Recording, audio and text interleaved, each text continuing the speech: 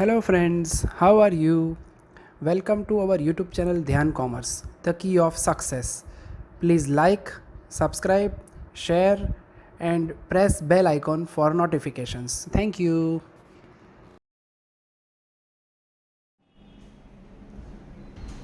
जय माता जी all dear student, welcome to online lecture of Dhyan commerce. Dhyan commerce के ऑनलाइन लेक्चर में आप सबका स्वागत है।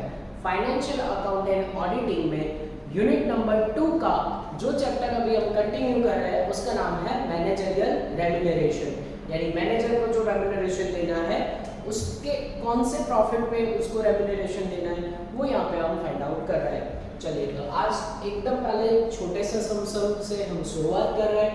पेज नंबर आपको पहुंचना है 73, एग्जाम्पल नंबर 14 और ये सब में जो पॉइंट है वो आपको यूनिवर्सिटी के हर सब में मिल जाएगा। तो एग्जाम्पल नंबर 40 के लिए आपको पेज नंबर 73 पे पहुंचना है। टेक्स्ट बुक, कैलकुलेटर और नोटबुक के साथ ज्वाइन होना है। चलिए, लिखा है पलक लिमिटेड, एग्जाम्पल नंबर 14। पहले कोई भी रेम्यूनरेशन का सम हो ऐसा आपको एक स्टेटमेंट ड्रॉ करना है। स्टेटमेंट आपको क्या बताएगा? Calculation of net profit for managerial remuneration. पहला पर्टिकुलर, देन अमाउंट, देन उसके बाद स्टार्ट करना है हमें net profit as per PNL account से। उसमें हमें नॉन डिडक्टिबल एक्सपेंसेस प्लस करना है, डिडक्टिबल इनकम माइनस करनी है। फॉर्मेट आपको ऑलरेडी 2 लेक्चर में मैंने काफ़ी अच्छी तरीके से समझाया हुआ है। तो आज चैप्टर का जो कॉन्सेप्ट है वो आगे बढ़ाते हैं। चलो तो नेक्स्ट एग्जांपल नंबर 14 लिखा है Palak limited earn a profit 25,46,000 after taking consideration the following detail. हमें फर्स्ट स्टार्टिंग लाइन में नेट प्रॉफिट रेडीमेड दे दिया है, तो वो जो नेट प्रॉफिट है हम टेबल की शुरुआत में यहाँ पे लिख सकते हैं, क्योंकि net profit as per PNL account उसको बोल सकते हैं 25,46,000। तो नेट प्रॉफिट मैंने राइट डाउन कर लिया। फिर उसके बाद आपको क्या इन्फॉर्मेशन दिया है, देन उन्होंने ना नीचे सारी डिटेल एक साथ दी है। अब देखो, अब तक सब में हमें पीएनएल अकाउंट रेडीमेड दिया गया जाता था, अब ये वाले सब में इनकम है एक्सपेंसेस आप खुद डिसाइड करो। तो यहाँ पे थोड़ा सा ध्यान रख के काम करना होगा। तो जितनी भी इंफॉर्मेशन है सारी इंफॉर्मेशन हम टेक ओवर करते हैं। देन उसके बाद जो पैराग्राफ है वहाँ पे जाएंगे जब हमें रेम्यूनरेशन क्लेम करना हो, यानी रेम्यूनरेशन फाइंड आउट करना हो। तो सबसे पहले उन्होंने दिया है profit on sale of land. अब आपको सब में रियलाइज हो गया होगा profit on sale of land that means capital profit, वो डिडक्टिबल इनकम में सबसे पहले आएगा। उसको क्या बोलेंगे? Capital profit. Capital profit on what? On sale of, क्या बेचा है हमने? सेल ऑफ लैंड, ऐसा पूरा नाम। चलिए, कैपिटल प्रॉफिट हम कैसे फाइंड आउट करते हैं? Sale minus cost. हमारे पास आई थिंक सेल नहीं है पर कॉस्ट प्राइस दिया है। ब्रैकेट में क्या लिखा है देखो, 12 लाख कॉस्ट है, टोटल डेप्रिसिएशन 4,40,000 है। तो हमारे पास कॉस्ट कितनी है? 12 लाख। पर सेल ना हो तब तक प्रॉफिट नहीं मिलेगा। तो अब सेल के लिए कैसा वर्क करेंगे? Sale is equal to written down value plus profit. क्या हमारे पास रिटन डाउन वैल्यू है? नहीं है। प्रॉफिट है? हाँ है। प्रॉफिट कितना है? 6,40,000। अब वापस से रिटर्न डाउन वैल्यू के लिए मेहनत करो, तब जाके आपको सेल मिलेगा। तो अब रिटर्न डाउन वैल्यू कैसे ढूंढते हैं? Return down value is equal to cost minus आपको करना है टोटल डेप्रिसिएशन। ये दोनों दिया हुआ है, कॉस्ट है 12 लाख और डेप्रिसिएशन आपको दिया है 4,40,000। माइनस करोगे तो आई थिंक 7,60,000 आंसर आएगा। कितना आंसर आएगा? 7,60,000। क्लास में होते तो आप तुरंत ये टोटल मुझे बता देते हैं। 760 यहाँ पे रखो, ये रिटर्न डाउन वैल्यू प्लस आप प्रॉफिट करो तो आई थिंक दोनों का टोटल आएगा 14 लाख। और 14 लाख जैसे सेल यहाँ पे रखोगे आपको आपका capital profit 2 lakh star rating मिल जाएगा। कैसे आया देख लो, लंबा फॉर्मेट था, सेल माइनस कॉस्ट करना है हमें। सेल था नहीं तो सेल का फॉर्मूला रखा। सेल का फॉर्मूला है return down value plus profit. अब रिटर्न डाउन वैल्यू नहीं थी तो रिटर्न डाउन वैल्यू के लिए कॉस्ट माइनस डेप्रिसिएशन किया। तो ऐसे स्टेप बाय स्टेप में हमें कैपिटल प्रॉफिट मिला। चलिए, फर्स्ट पॉइंट कंप्लीट हुआ। सेकंड पॉइंट में जाते हैं। इंटरेस्ट ऑन इन्वेस्टमेंट नहीं आएगा पर ब्रैकेट में लिखा लिखा है TDS। TDS आपका वन ऑफ द एक्सपेंडिचर कहलाता है, वो भी नॉन डिडक्टिबल एक्सपेंसेस, तो वो आएगा। तो TDS कहाँ लिख रहा हो देखो, नेट प्रॉफिट में यहाँ पे first one TDS, tax deducted at sources, value ₹20,000। आगे बढ़ रहा है। फिर उसके बाद loss on sale of investment 101% आएगा। इन्वेस्टमेंट का डिसीजन मैनेजमेंट लेता है, तो loss on sale of investment आएगा, फिक्स असेट हो तो वो नहीं आएगा। Second information, loss on sale of investment, how much, तो वैल्यू रुपीस है 30,000। नेक्स्ट वो नहीं आएगा, लिखा है loss on sale of furniture, नहीं आएगा। फिर उसके बाद है डायरेक्टर फीस, वो आएगा नहीं, डायरेक्टर फीस वो भी नहीं आएगा। डायरेक्टर रेम्यूनरेशन हो, डायरेक्टर सैलरी हो तो वो आएगा। तो यहाँ पे रेम्यूनरेशन मुझे उसके बाद दिख रहा है, तो वो मैं कंसिडर कर लेता हूँ। कौन सा कंसिडर कर रहा है, रेम्यूनरेशन, तो डायरेक्टर्स रेम्यूनरेशन। चलो, how much remuneration paid to the directors, 2,40,000। Next पे जाता है, तो उसमें लिखा है प्रोविजन फॉर डेप्रिसिएशन, कभी नहीं आएगा, डेप्रिसिएशन प्रोविजन रेगुलर होता है। Provision for doubtful debt BD वो आएगा कि बिजनेस में कितना नुकसान होगा, वो प्रोविजन डायरेक्टर्स करते हैं। So provision for BD bad debt, how much provision for bad debt, I think 24,000। Next पे जाते हैं, तो नेक्स्ट मुझे दिख रहा है प्रोविजन फॉर टैक्सेशन, वो भी आएगा कि टैक्स कितना रखना है, टैक्स के लिए पहले से प्रोविजन कितना होगा वो डायरेक्टर डिसाइड करता है। प्रोविजन फॉर टैक्सेशन, ये तो हर सब में होता है।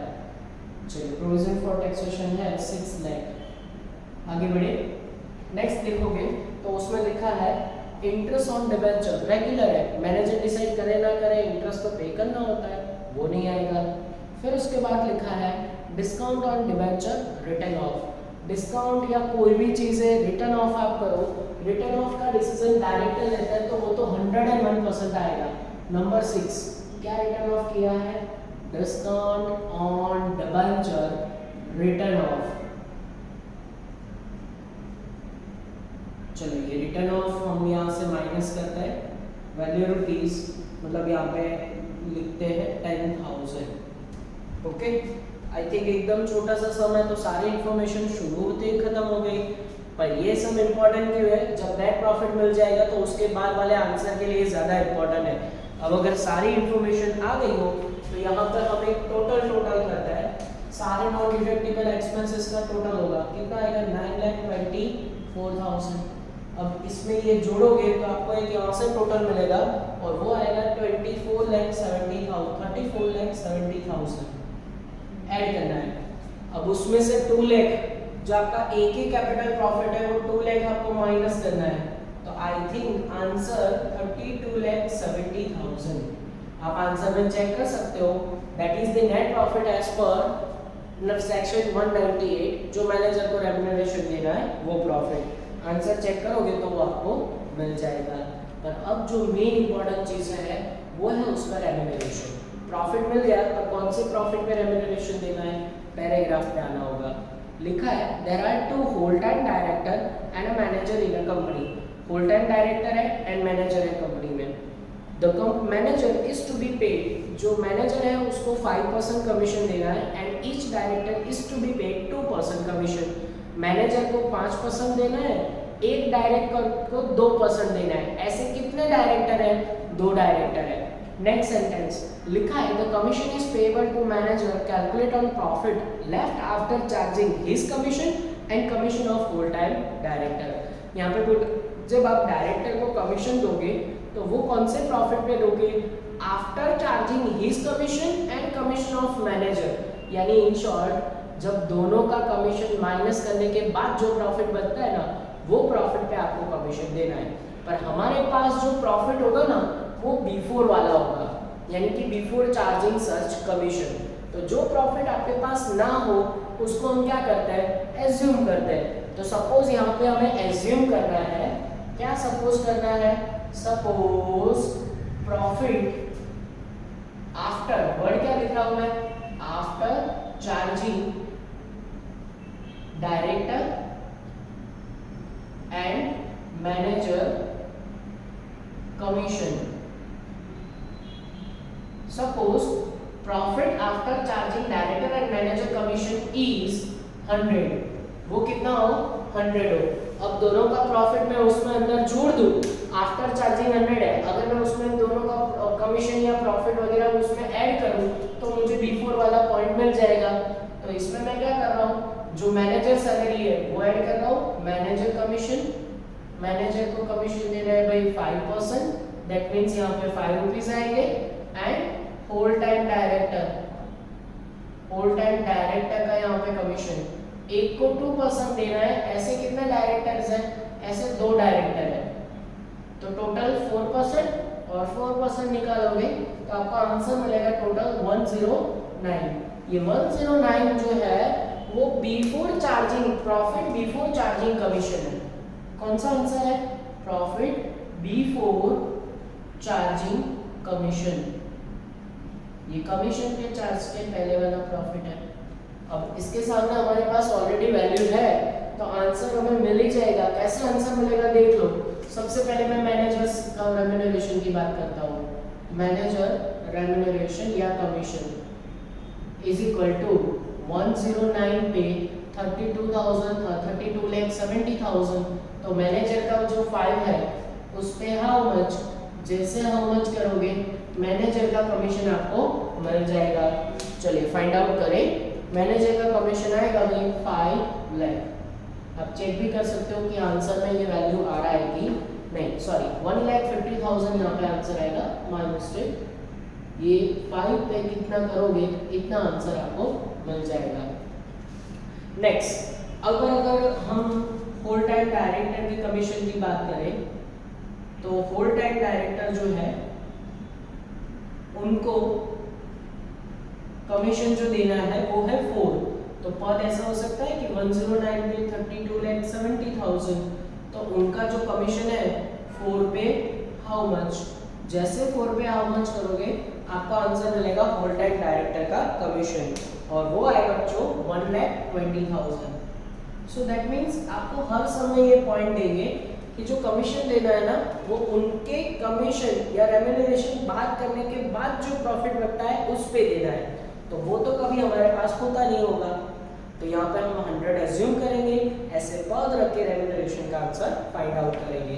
तो ये जो हमारा एकदम छोटा सा सम था एग्जाम्पल नंबर 14 वो यहाँ पे कंप्लीट होता है। साथ में अगर आपको अच्छे से प्रैक्टिस करनी हो तो आप होमवर्क में इसके साथ 16 और 15 दो सम कर सकते हो आराम से। एक सम मैं कर रहा हूँ और इसके जैसे कितने सारे समय आप प्रैक्टिस कर सकते हो। चलिए, जो आज के लेक्चर का एक और सम लेने जा रहा है वो है एग्जाम्पल नंबर 22। टिक कर देना, ये मोस्ट आईएमपी सम है। गुजरात यूनिवर्सिटी 2018 में भी सेम इसके जैसा सम पूछा था, तो होमवर्क में मैं आपको वो सम नहीं दे रहा हूँ, पर आप होमवर्क में इसके साथ 21 स्टार्ट करना, और जो गुजरात यूनिवर्सिटी 2018 का सम है वो भी मैं आपको करवा दूंगा। तो चलिए आज के दिन का सबसे अच्छा सम एग्जाम्पल नंबर 22 स्टार्ट करते हैं। पेज नंबर 82 पे होने चाहिए example number 22। A manager of Namrata Textile Limited is entered to a monthly salary of 5,000 and it additional to that commission of 1% on net profit to the company after charging such salary and commission। जब आपको सब में clear cut information हो कि manager को salary भी देना है कमीशन भी देना है, तब कुछ अपने आप करने वाला काम आता है जो आप फर्स्ट टाइम ये सब में सीखने वाले हो, पर डेफिनेटली सबसे अच्छा सम। तो लिखा है the profit and loss of the year ending on 31 March 2008 as is follows. यानी आपको एक रेडीमेड पीएनएल अकाउंट दिया हुआ है। तो अभी हम पीएनएल अकाउंट पे नहीं जाएंगे, हम एडिशनल इंफॉर्मेशन पे जाएंगे और उसमें हमें 4 एक इंफॉर्मेशन दिया है। लास्ट में आंसर क्या मांगा है, उन्हें तो यही कहा है कि calculation commission payable to manager, manager को कितना कमीशन देना है वो आप फाइंड आउट करो। तो चलिए let's start with adjustment. And सबसे पहले एडजस्टमेंट से पहले भी नेट प्रॉफिट कॉपी करेंगे फ्रॉम पीएनएल अकाउंट। मैनेजर को रेम्यूनरेशन देना है तो पीएनएल का नेट प्रॉफिट फाइंड आउट करके बोलो। चलो पीएनएल में नेट प्रॉफिट लास्ट में कितना है 2,54,820, थोड़ा सा अलग वैल्यू है। चलो फिर उसके बाद एडजस्टमेंट नंबर 1 पे पहुंचो। First adjustment during the year bad debt written off against bad debt reserve amount to 9000। भाई फर्स्ट एक्सपेंसेस आ गया हमारे पास bad debt reserve. Bad debt reserve में से आपको बैड डेट माइनस करना है 9000। बैड डेट रिजर्व कहीं ना कहीं सब में आपको मिल जाएगा, ढूंढो उसको। तो बैड डेट रिजर्व मुझे दिख रहा है 30000। 30 में से आप 9 माइनस करोगे, बाहर आंसर जाएगा 21000। तो बैड डेट रिजर्व लेते हैं, कभी बैड डेट कंसीडर नहीं करते, क्योंकि वो डायरेक्टर थोड़ी उनको पता होगा कि कितना बैड डेट होगा, डेटर पैसे देगा कि नहीं देगा वो हमें पहले से पता नहीं होता। तो बैड डेट रिजर्व का आंसर हमारे पास आ गया 21000। Second adjustment, depreciation including initial depreciation 27200, extra 6 depreciation is 19800। तो एक्स्ट्रा 6 का हम कभी कंसीडर नहीं करते, उसको चौकड़ी मारो, पर जो इनिशियल डेप्रिसिएशन है उसको हम कंसीडर कर लेंगे। तो नाम है इनिशियल डेप्रिसिएशन। अंदर देखने की जरूरत भी नहीं है कि टोटल डेप्रिसिएशन वगैरह कितना है, अगर हमें क्लियर कट बोल दिया है कि इनिशियल डेप्रिसिएशन इतना है तो वही लेंगे। Adjustment number 3, cost of equipment is sold 4 lakh, selling price is 4,50,000। The salary and bonus वाला फिर पॉइंट है। अच्छा, कॉस्ट ऑफ इक्विपमेंट जिसका कॉस्ट जितना जितना सेलिंग इतना, तो उसके ऊपर से हमें क्या मिल जाएगा, फर्स्ट डिडक्टिबल इनकम, जिसका नाम है कैपिटल प्रॉफिट। अब कैपिटल प्रॉफिट क्यों अराइज हुआ, ऑन सेल ऑफ इक्विपमेंट्स। यहाँ पे हमने क्या बेचा, यस इक्विपमेंट्स हमने बेचे, राइट। और उसका कॉस्ट कैसे मिलेगा, प्रॉफिट कैसे मिलेगा, सेल माइनस कॉस्ट। और दोनों दिया है, सेलिंग दिया है 450 और कॉस्ट दिया है 4 lakh. That answer will be 50,000। तो हमें कॉस्ट ऑफ इक्विपमेंट करके दिया था, पैराग्राफ वहां से स्टार्ट हुआ था एडजस्टमेंट का, और सेलिंग भी दिया था। तो दोनों के बीच का डिफरेंस क्या हुआ भाई, प्रॉफिट। तो प्रॉफिट मिल गया। देन इसके बाद एडजस्टमेंट नंबर 4 में ध्यान, bonus is estimated for the this year is 50,000 has not been provided for the book. भाई बोनस ऑफ करंट ईयर जो कि टेक्स्ट बुक में प्रोवाइडिंग नहीं है, तो अगर करंट ईयर का जो बोनस है, bonus of last year sorry लिखा है, the bonus estimated for this year has not been provided. तो प्रीवियस ईयर बोनस अगर आपने नहीं प्रोवाइड किया तो वो अब हमें प्रोवाइड करना पड़ेगा। Bonus of previous year 15,000। Is it clear बच्चों? चलो नेक्स्ट, आई थिंक सारा एडजस्टमेंट खत्म हुआ है। अब एडजस्टमेंट के बाद हम पीएनएल में जाएंगे और पीएनएल में जाके चेक करेंगे कि कौन कौन सा इंफॉर्मेशन बाकी है। उसके लिए सबसे लेंथी साइड पीएनएल की डेबिट साइड को हम कंसीडर कर लेते हैं। तो डेबिट साइड सबसे पहला मुझे दिख रहा है मैनेजर सैलरी, और उससे पहले भी loss on sale of furniture. तो loss on sale of furniture नहीं आएगा, पर मैनेजर सैलरी आएगा। मैनेजर को रेम्यूनरेशन दो, उसको सैलरी दो, तो वो 101% कंसीडर किया जाता है। तो नेक्स्ट है मैनेजर सैलरी। चलो कितना सैलरी उसको प्रोवाइड किया है, 60,000। आगे बढ़ रहे हैं। फिर उसके बाद आपको दिया है डेप्रिसिएशन, नहीं आएगा, जब तक एडजस्टमेंट है तब तक नहीं आएगा। जनरल एक्सपेंसेस वो डायरेक्ट डिसाइड नहीं करते, वो भी नहीं आएगा। बैड डेट रिजर्व एडजस्टमेंट आ गया। नेक्स्ट है इन्वेस्टमेंट अलाउंस रिजर्व, 101% आएगा। Number 5 investment allowance reserve. How much investment allowance reserve, value ₹20,000। Next देखो गया तो वो है सैलरी एंड बोनस, उसके ऊपर एडजस्टमेंट आ गया। डोनेशन टू चैरिटेबल ट्रस्ट, जब तक एडजस्टमेंट है ये भी नहीं आएगा। टैक्स प्रोविजन वो डायरेक्टर डिसाइड करते हैं, आएगा। Number 6 tax provision. तो टैक्स प्रोविजन को हम कंसीडर कर लेते हैं 1,10,000। अभी भी डेबिट साइड ज्यादा है। नेक्स्ट पेज पे जाओगे तो एक्स ग्रेशियो पेमेंट मिलेगा, हर सब में ये हम कंसीडर करते हैं। एक्स ग्रेशियो पेमेंट यानी एम्प्लॉय को कुछ एक्स्ट्रा पेमेंट दिया सैलरी को भी और 10,000, राइट। चलिए आगे बढ़ते हैं। फिर उसके बाद commission to manager on account करके लिखा है, 101% आएगा। मैनेजर ने ऑन अकाउंट कमीशन ले लिया है। तो number 8 commission to manager, how much, 3,300। आगे बढ़ रहे हैं। फिर उसके बाद रिसर्च एंड डेवलपमेंट। वैसे रिसर्च एंड डेवलपमेंट पूरा नहीं आता, पर ब्रैकेट में लिखा है including cost of new laboratory. अगर नए लेबोरेटरी के लिए रिसर्च एंड डेवलपमेंट किया है आएगा, बाकी रूटीन हो जाएगा। नंबर 9 लिखेंगे research and development for new laboratory. How much value? Only 50,000, सिर्फ और सिर्फ 15,000 लेना है, ये याद रखोगे। नेक्स्ट है डायरेक्टर फीस, नहीं आएगा, वो हम डिसाइड नहीं करते। नेक्स्ट है डिबेंचर डिस्काउंट रिटर्न ऑफ, वो आएगा। तो number 10 debenture discount return of. How much debenture discount return of? 14,000। यहाँ तक किसी को कंफ्यूजन है? मोस्टली सारे एक्सपेंसेस अब हम हर सब में करते आए तो याद रह गया होगा। अब हम जाते हैं credit side. Credit side PNL में सबसे पहले लिखा जीपी, नहीं आएगा। फिर है डिविडेंड, डिविडेंड नहीं आता, पर टीडीएस का अच्छा पॉइंट, टीडीएस में लिखा है आफ्टर डिडक्टिंग 12% टीडीएस 34,320। तो अब ये टीडीएस काटने के बाद वैल्यू का दिया है आपको, तो आपको तो चाहिए टीडीएस का value.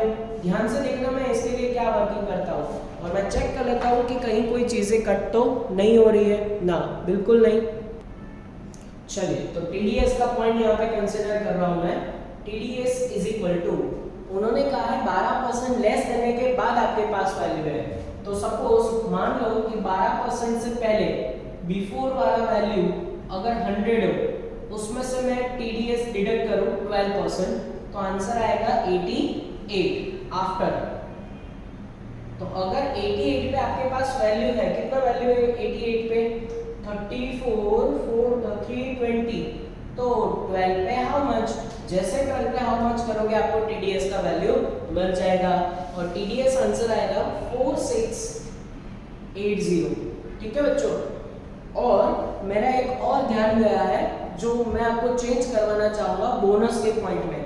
Adjustment number 4, salary and bonus of paid to the staff of last year. Last year का जो बोनस है, प्रीवियस ईयर्स बोलो या लास्ट ईयर बोलो, वो जो 12,000 है, गलती से यहाँ पे 15,000 लिखे थे, 12,000 है स्टार रेटिंग, और जो 15,000 है वो करंट ईयर के जो लिखना रह गया है। करंट ईयर का हो तो वो इनकम में आता है, लास्ट ईयर का हो तो वो एक्सपेंसेस में आता है, हमें ऑलरेडी पता है। तो यहाँ पे number 2 bonus of current year, इसको प्रोविजन भी बोला जाता है, provision of current year bonus, वो 15,000 हम यहाँ पे लिखेंगे। ठीक है, तो टीडीएस का पॉइंट आ गया, बोनस का पॉइंट आ गया। नेक्स्ट पे हम जाएंगे, तो अब इनकम साइड मुझे दिख रहा है profit on sale of equipment, I think adjustment आ गया। Profit on sale of investment बाकी है, 101% आएगा। Profit on sale of investment how much? तो वो वैल्यू है हमारे पास 12,000, 12,000। आगे बढ़ रहा हूँ मैं। नेक्स्ट है सब्सिडरी फ्रॉम गवर्नमेंट, नहीं आएगा। रेंट रिसीव नहीं आएगा। Profit on reissue of forfeited share आएगा। Profit on sale of forfeited share how much? और वो वैल्यू है हमारे पास 11,000। तो आई थिंक मोस्टली सारे एडजस्टमेंट सब कुछ हमारे पास आ चुका है। अब हमें सिर्फ टोटल वगैरह की रिक्वायरमेंट है, तो वो हम देख लेते हैं। चलिए, तो टोटल करके किया जाए। सबसे पहले कौन सा टोटल? सारे डिडक्टिबल नॉन डिडक्टिबल एक्सपेंसेस का टोटल यहाँ पे हम करेंगे, और वो हम प्रॉफिट में ऐड करेंगे। टोटल आपके पास आएगा 297, आप ये टोटल चेक कर सकते हो, 180। जब इसको इसमें प्लस करोगे तो आपके पास आंसर आएगा 5,52,000। आप चेक कर सकते हो कि यही आंसर आएगा। ठीक है, फिर उसके बाद इनकम का प्लस करके, मतलब इन सभी को प्लस करो, बाहर उसको माइनस करना है आपको, और उसकी वैल्यू आएगी 88,000। और जैसे 88 माइनस करोगे आपके पास net profit after charging this income 4,64,000 answer आएगा। तो ये आपका जो रहा final answer, net profit as per accounting as per under section 198। अब जो काम करना है वो मोस्ट इम्पॉर्टेंट है। एक बार आपने ये प्रॉफिट ढूंढ लिया, फिर उसके बाद रेम्यूनरेशन आपको डायरेक्ट नहीं मिलेगा। मैनेजर को सैलरी देना है, मैनेजर को कमीशन देना है, और वो भी कौन से प्रॉफिट में? After charging his salary and after charging his commission. तो हमारे पास जो प्रॉफिट है वो है दोनों का कमीशन एंड सैलरी माइनस करने के बाद वाला प्रॉफिट। तो हमारे पास जो कमीशन एंड सैलरी के बिफोर वाला प्रॉफिट है वो अवेलेबल है। Profit before salary and commission. देखो हमारे पास जो प्रॉफिट है उसमें सैलरी भी आ चुका है, उसमें कमीशन भी आ चुका है। तो हमारे पास जो प्रॉफिट है वो कौन सा है? बिफोर वाला। उन्होंने कौन सा प्रॉफिट पे बोला है? आफ्टर वाले प्रॉफिट पे। तो अभी हमारे पास before charging profit and commission 4,64,00,000 है, राइट। अब देखना, अगर मैं उसमें से क्या माइनस कर दूं? सैलरी माइनस कर दूं मैनेजर की, और सैलरी उनको देना है भाई 5,000 एक मंथ का है। इसको मल्टीप्लाई 12 मंथ करोगे तो आपके पास आई थिंक आंसर आएगा 60,000। तो उनका सैलरी कितना हुआ? 4,04,000 सैलरी माइनस करने के बाद। ये क्या मेरा पता है? Profit before commission and after salary. ये कमीशन माइनस करने से पहले वाला प्रॉफिट है, यानी उसमें से सैलरी क्या कर दिया हमने? माइनस कर दिया। अब कमीशन उसको कितने परसेंट देना है? 1%। तो देखना मैं वर्क कैसे करता हूं। Suppose profit after commission, profit after commission अगर 100 हो, उसमें मैं कमीशन को जोड़ दूं। कमीशन कितना जोड़ना है? 1%, यानी 1 रुपए जोड़ दूं तो मुझे 101 क्या मिलेंगे? प्रॉफिट बिफोर कमीशन मिल जाएगा। अब हम पद रख सकते हैं बच्चों। सैलरी मैंने माइनस कर दिया तो प्रॉफिट बिफोर कमीशन मिला। अब मैंने पद रखा कि आफ्टर, जो कमीशन के बाद वाला प्रॉफिट है उसको एज्यूम किया 100 है, क्योंकि वो अपने पास नहीं था, उसमें कमीशन जोड़ा तो प्रॉफिट बिफोर कमीशन है 101। क्या पद नहीं हो सकता? इन 101 पे 4,04,000, तो 1 पे हाउ मच? जैसे हाउ मच करोगे that should be you get the commission. Manager commission is, manager का कमीशन कितना आएगा? 4,000। तो ये उसका सैलरी, ये उसका कमीशन। यहां तो किसी को डाउट है? वैसे नहीं होना चाहिए। तो अब होता क्या है यहाँ पे ये वाले सब में? कुछ काम अपने आप करने वाले होते हैं। देखो उसको सैलरी देना था, उसको कमीशन देना था। सैलरी 60,000 है, ये कमीशन 4,000 है, पर उसने ना सैलरी के साथ साथ ऑन अकाउंट करके, यहाँ पे देखो commission to manager on account उसने 3,300 रुपए ऑलरेडी ले लिए है। अभी हमें बाकी का पेमेंट करना है, तो that is called outstanding payment. Outstanding payment कितना बाकी है? तो कमीशन देना है हमें 4,000, उसमें से ऑलरेडी ऑन अकाउंट हम पे कर चुके हैं 3,300। तो अभी पेंडिंग कितना हुआ भाई? 700 रुपए आउटस्टैंडिंग पेमेंट हुआ, यानी कि हमें उनको 700 रुपए आउटस्टैंडिंगली पे करने हैं। तो ये यहाँ तक का कॉन्सेप्ट आपको समझ में आना चाहिए कि उनके जो कमीशन से पहले और सैलरी से पहले का प्रॉफिट इतना था, उसमें से मैंने सैलरी माइनस किया, प्रॉफिट बिफोर कमीशन मिला। अब मुझे कमीशन के लिए पद रखने की जरूरत थी, तो आफ्टर वाला प्रॉफिट हमने एज्यूम किया। क्या किया? सपोज किया। तो हमें 100 रुपए प्लस 1 मिला, 101 आंसर आया। उसमें से कमीशन ढूंढ लिया, कमीशन में से 3,300 ऑलरेडी उसने ले लिए हैं, आउटस्टैंडिंग पेमेंट मिला। अभी भी कोई बताने नहीं आएगा अपने आप करने वाला काम। जब आप मैनेजर को सैलरी दे रहे हो, मैनेजर को कमीशन दे रहे हो, उसका मतलब यह होता है कि कंपनी में ओनली और ओनली सिर्फ और सिर्फ होल टाइम डायरेक्टर है जो कंपनी में काम कर रहा है। अगर कंपनी में सिर्फ और सिर्फ होल टाइम डायरेक्टर हो तो आपको एक अपने आप करने वाला काम ये जो है वो करना पड़ेगा as per company act. Maximum remuneration is 5%। जब एक ही होल टाइम डायरेक्टर हो तो मैक्सिमम आपको 5% कमीशन देना चाहिए। अगर उससे ज्यादा आपने कमीशन या सैलरी वगैरह कुछ भी दिया है ना, रेम्यूनरेशन का मतलब दो चीजें होता है, मैनेजर को सैलरी भी दे रहे हो और मैनेजर को कमीशन भी दे रहे हो। जो भी उसको रिटर्न प्रोवाइड कर रहा हो ना वो मैनेजर का रेम्यूनरेशन है। तो यहाँ पे हमने सैलरी और कमीशन दोनों दिया है। देखना मैक्सिमम कितने देना चाहिए था 5%। चलो 5% मैक्सिमम निकालें कि 4,64,000 का आपको सिर्फ उसको 5% देना चाहिए था मैक्सिमम। आंसर विल बी, ढूंढ लेते हैं हम, 23,200 ये आंसर आएगा। पर आपने ऑलरेडी पेड कर दिया है, इसमें से लेस करो पेड।